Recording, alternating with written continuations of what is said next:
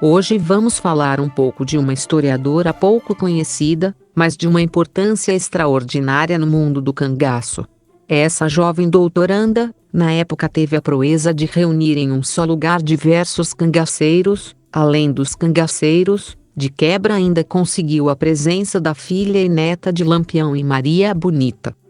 Maria Cristina Russi da Mata Machado, parte 3.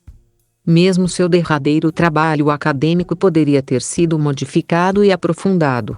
Afinal, o professor Simões de Paula aparentemente discutiu com a estudiosa vários aspectos do texto, seu método, fontes e bibliografia, todos elementos que não foram incorporados em suas páginas finais, por não ter havido tempo. Paula, 1973. Além disso, o trabalho deixado, ainda em fase de desenvolvimento, foi revisado por seu pai, um advogado aposentado, que não conhecia o assunto. O esforço do progenitor certamente foi louvável, mas não impediu que restassem diversos erros na versão final, problemas que ocorreram também em seu livro e que passaram despercebidos pela própria autora e pelos revisores da Lemert e da editora brasiliense, que publicaria uma nova edição do livro em 1978. É verdade que Machado havia feito, por 4 anos, uma extensa pesquisa de campo, com o apoio da Fundação de Amparo à Pesquisa do Estado de São Paulo, FAPESP. Teria percorrido, acompanhada da mãe, quase uma centena de localidades nordestinas por onde passou Lampião, gravou muitas entrevistas com ex-cangaceiros e acumulou um vasto material de arquivo sobre o tema 10. A jovem doutoranda chegou a possuir uma quantidade significativa de livros, caixas de microfilmes, fichamentos, fitas cassete e recortes de jornal ligados à sua investigação. Como resultado parcial de seus esforços, escreveu, nos tempos de estudante, Nordeste da seca não é Nordeste da miséria. O sertanejo tem no sangue a liberdade, monografia preparada para o curso de literatura brasileira, no qual esteve inscrita em 1966, Visão Geral do Nordeste. O Sertão não progrediu e 2 trabalhos baseados na disciplina ministrada por Sérgio Buarque, Canudos e a política de Antônio Conselheiro e a política dos coronéis. Entre 1966 e 1967, ela participaria de seminários do eminente escritor, que ocupava a cadeira de História da Civilização Brasileira, Machado, 1963b. Chegou a publicar os artigos Aos que se comunicam e Aquela Mulher no Diário de São Paulo, ambos em 1967, e Memórias do Cangaço, no Jornal da Tarde, no mesmo ano. Havia ainda preparado Classes Sociais no Meio Rural para a Revista de Sociologia, Machado, 1963b.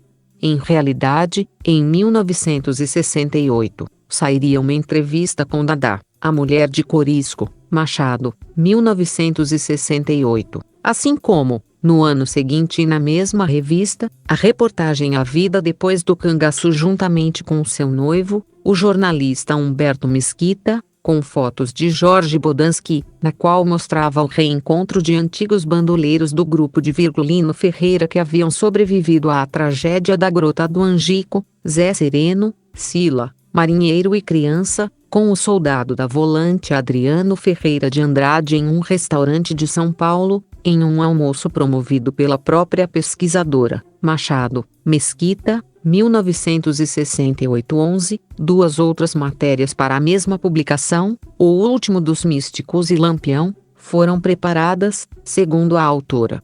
Em 1969 lançaria também seu As Táticas de Guerra dos Cangaceiros.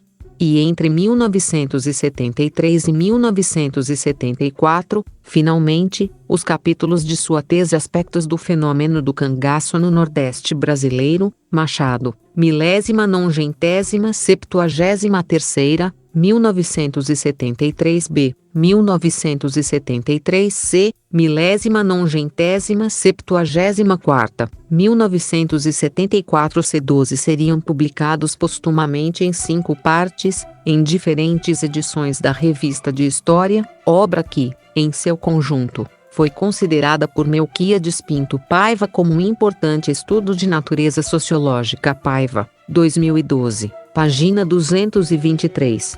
Não custa lembrar que aquele era um período de bastante interesse pelo cangaço, com periódicos como o Jornal do Brasil, o Cruzeiro, Diário de Notícias, Fatos e Fotos, Manchete e Realidade levando à luz entrevistas e matérias investigativas sobre o assunto, escritas por nomes conhecidos como Oswaldo Amorim, Jorge Aldi e Nonato Masson, entre outros. Amorim, 1969, Aldi, 1968, Masson, 1961, Noblat, 1972, 1973, Silva, 1970. A tese de Cristina Mata Machado se destaca, especialmente, pelos depoimentos de cangaceiros, coiteiros, volantes e políticos, personalidades como Dadá, Saracura, Labareda, Zé Sereno, Zé Rufino, Sila, João Siqueira, Balão, Eustáquio Jovino Ribeiro, Luiz Caldeirão e João Bezerra, entre outros. Ou seja, a autora dá voz aos personagens. O recurso da história oral é, portanto, um elemento fundamental em seu trabalho. Também inclui trechos de matérias jornalísticas da época, mostrando o papel da imprensa na difusão da informação e na construção da imagem dos cangaceiros. O caráter irredentista do cangaço, por sua vez, é bastante desenvolvido por ela.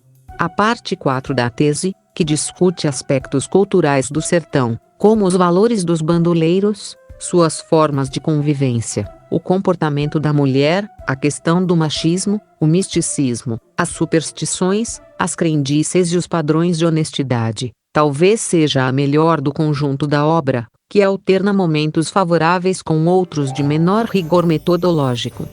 Ainda assim, é possível apontar diversos problemas no trabalho. É certo que ela utiliza autores clássicos em sua tese, como Caio Prado Júnior, Oliveira Viana, Nelson Ernest Sodré, Vitor Nunes Leal, Marcos Vilaça, Roberto C. de Albuquerque, Alfredo Moraes, José Américo de Almeida, L. A. Costa Pinto, Wilson Lins, Ulisses Lins de Albuquerque, Raimundo Nonato, Estácio de Lima, Optato Gueiros, Josué de Castro, Maria Isaura Pereira de Queiroz, Ranulfo Prata, Gustavo Barroso, Erico Bisbalme e Rui Facó. Ainda assim, a bibliografia é insuficiente e usada de forma instrumental. A metodologia aplicada às entrevistas também é bastante frágil. A autora realizou arguições com um número limitado de indivíduos, classificando-os à sua maneira e extraindo conclusões peremptórias de amostragens aleatórias e exclusivistas. 14. Os números apresentados e as porcentagens não convencem os pesquisadores mais exigentes.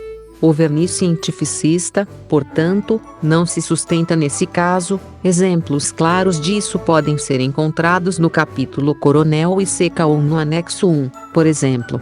Além disso, a tendência a ver o mundo de forma maniqueísta, com poucos matizes, pode ser encontrada em profusão nos trabalhos da estudiosa, assim como algumas contradições na narrativa, como no trecho em que afirma: provavelmente a partir de 1930, com a desintegração das antigas oligarquias, os jagunços procuraram o cangaço como forma de defesa, uma vez que seus antigos protetores já não possuíam o mesmo prestígio. Desta forma, o cangaço aumentou com todos esses elementos perseguidos, mas enfraqueceu-se em seus princípios e normas. Percebemos, na década de 30, o início da desintegração do movimento. Machado, 1973b, página 187, grifos.